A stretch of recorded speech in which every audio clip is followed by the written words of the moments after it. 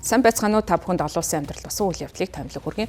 Америкийн нэгдсэн улсын ерөнхийлөгч Дональд Трампын засаг захиргаа Ирантай бизнес болон худалдааны арилжаа эрхэлдэг улс орнуудад 25% татвар ногдуулах ийм шийдвэрийг гаргасан байна. За энэ талаараа Америкийн нэгдсэн улсын ерөнхийлөгч мэдэгдэхдээ энэ тушаал хүчин төгөлдөр болмогц Исламын бүгд найрамд Иран улстай бизнес эрхэлдэг альва улс Америктэй хийж байгаа альва бизнестэй 25% татвар төлөх болно. Энэ зарлиг нь эцэг гэж Трамп өөрийн нийгмийн сүлжээний платформ болго Truth Social дээр мэдэгдсэн байна. За энэ улсууд дотор бүгд найрамд Хятад ард улс, Бразил, Турк, Оросын холбооны улсуудын зүгээс Ирантай худалдаа арилжааны өргөн харилцаатай байдаг. За эдгээр орнууд бол үүнд хамарч магадгүй гэсэн ийм мэдээлэл гаргасан байна. За энэхүү мэдээлэл нь Ирантай бизнес эрхэлдэг бүх бизнесийн түншид нь хамаарах юм уу эсвэл заримд нь нөлөөлөх гэсэн одоогийн байдлаар тодорхойгүй байгаа юм байна. Америкийн нэгдсэн улсын ерөнхийлөгчийн гаргаж байгаа энэхүү мэдээлэл нь Иранд өрнөж байгаа эсэргүүцлийн жагсаал цуглаантай холбоотой. За Иранд өрнөж байгаа эсэргүүцлийн жагсаалын гол зорилго нь бол одоогоор шашны дэглэмийг өөрчлөх солих тухай ард иргэдийн зүгээс шахан шаардаж жагсаж байгаа. За ийм учраас бол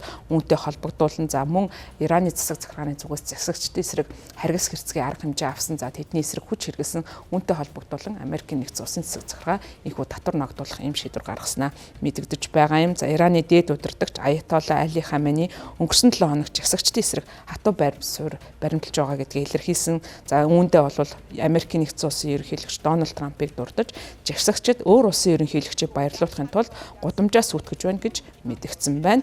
Ираны гадаад хэргийн яамны хэвлэлийн төлөөлөгч даваа гараг болохоос өмнө Ираны гадаад хэргийн сайд Аббас Аракчи болон Америкийн нэгдсэн улсын тусгай элч Стив Виткоф нарын хооронд дипломат шугам нээлттэй байгаа гэдгийг онцолсон байна. За мөн Иран улс даваа гарагт Франц, Герман, Итали, Их Британиг төлөөлөн Тегранд суугаа Ираны өөрсдийн дипломат төлөөлөгчдийг нь дуудаж уулзсан байна. За энэ үеэрээ Исламын бүгд найрамд Иран улсыг дөргиосон эсэргүүцлийн жагсаалыг эдгээр улсууд дэмжиж байна гэж тодорхойлоод үүнд нь бол эсэргүүцэл илэрхийлж байгаа гэдгийг гадаад хэргийн яам мэдэгдсэн байна. За дипломатчдад үүмийн дэгдэгчдийн учруулсан хохирлыг харуулсан видео бичлэгийг үзүүлсэн байна. Ингээд засгийн газруудад нь хандан жагсагчдыг дэмжсэн албан ёсны мэдэгдлээ эргүүлэн татах хэрэгтэй гэж тус мэдэгдсэн гэдгээ төрийн хэвлэлээр дамжуулан олон нийтэд хүргэсэн.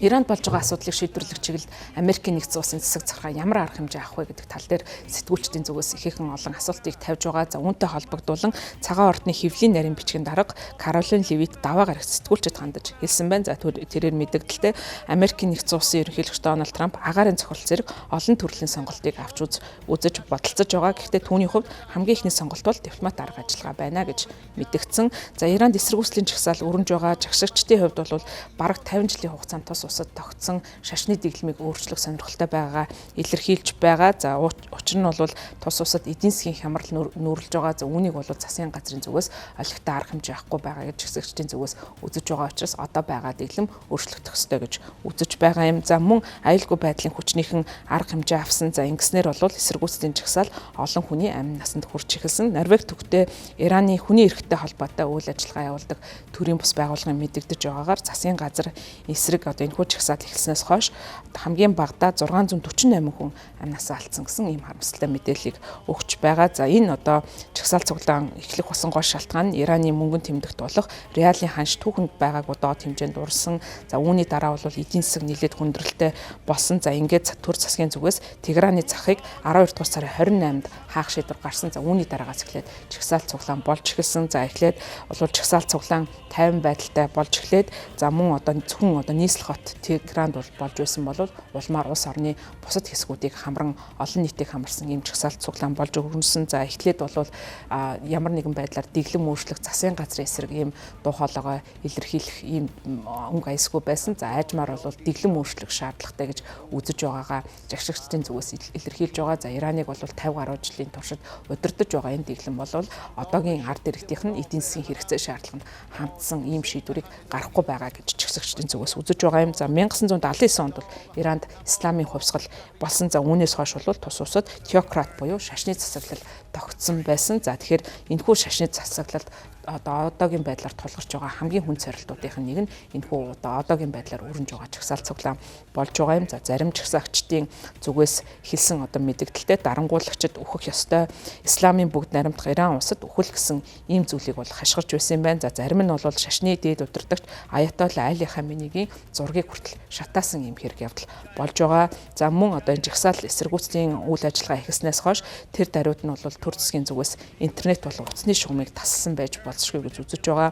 Интернетийн Cloudflare нэртэй компани болон NetBlocks нэртэй одоо төрийн бус байгууллагуудын үзэж байгаагаар интернет тасалсан явдал нь засгийн газрын оролцоотой байж болзошгүй гэж үзэж байна. NetBlocks байгууллагын мэдгдснээр тус усад одоогийн байдлаар 100 гаруй цагийн туршид интернет тасалдсан байдалтай байгаа. За үүнээс болоод тус усад өрнөж байгаа үйл явдлууд болон видео бичлэгийн талаар гадаадын одоо их сурвалжаас ямар нэгэн байдлаар баталгаажуулах үнэн зөвийг нь тодорхойлох боломжгүй юм хүндрэлтэй байдал үүсэж байгаа юм байна.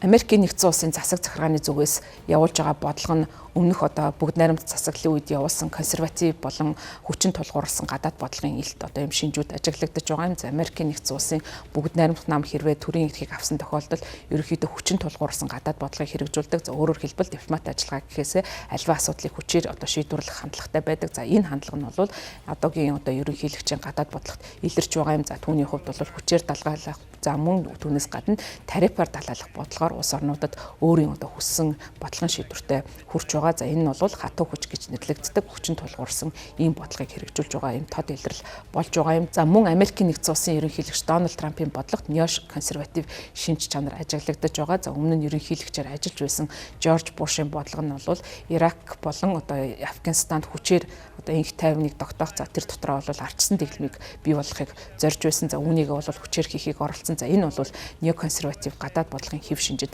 хамаардаг. За ийм шинж бол бас Дональд Трампын гадаад бодлого сүүлийн өдрүүдэд илэрх болсон. За ялангуяа Венесуэлийн асуудлыг шийдвэрлэхэд цэргийн ажиллагаа явуулсан одоо энэ байдлаас бол харж байгаа. За дараагийн түүний асуудал яригдаж байгаа орнуудад бол Куб болон Ираны асуудал ярьж байгаа юм. За эдгээр улсууд нь бол бүгд одоо диктатур, авторитар дэглэмтэй ийм улс орнуудын тоонд одоо багтдаг учраас эдгээр орнуудын дэглэмийг солиход гаднаас одоо бас нөлөөлөл ирсэн байж болзошгүй. За мөн шаардлагатай тохиолдолд Америкийн нэгдсэн улсын засаг захиргаанаас хүч хэрэгжилж болзошгүй байдал үүсэж болзошгүй нь харагдаж байгаа юм. За үүнээс болоод дэлхийн тахны нөхцөл байдал олон улсын харилцаа улам эдрээтэй болж байна. За хүчний тэнцвэр алдагдах ийм одоо нөхцөл байдал бүс нутаг болон тодорхой одоо бүс нутагт ажиглагдаж байгаа нь дэлхийн нөхцөл байдал улам эдрээтэй эзэгтэй хүчин тулгуурсан шинж чанарыг илэрхийлж байгаа нь харагдаж байна.